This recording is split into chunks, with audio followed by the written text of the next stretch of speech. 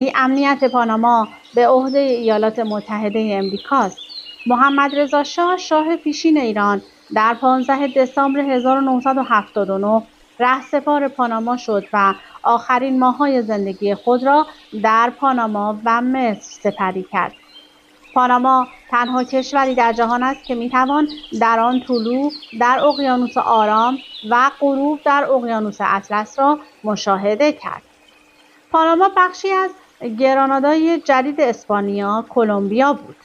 در دهه 1880 کوشش فرانسویان در احداث کانالی در پاناما که اقیانوس اطلس را به آرام وصل کند ناموفق بود.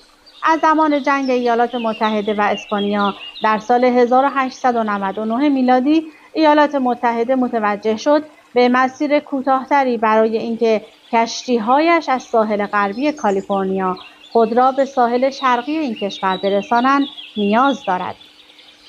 زیرا در آن زمان کشتی‌های امریکایی برای اینکه از ساحل غربی به ساحل شرقی و بالعکس رفت و آمد کنند ناگزیر به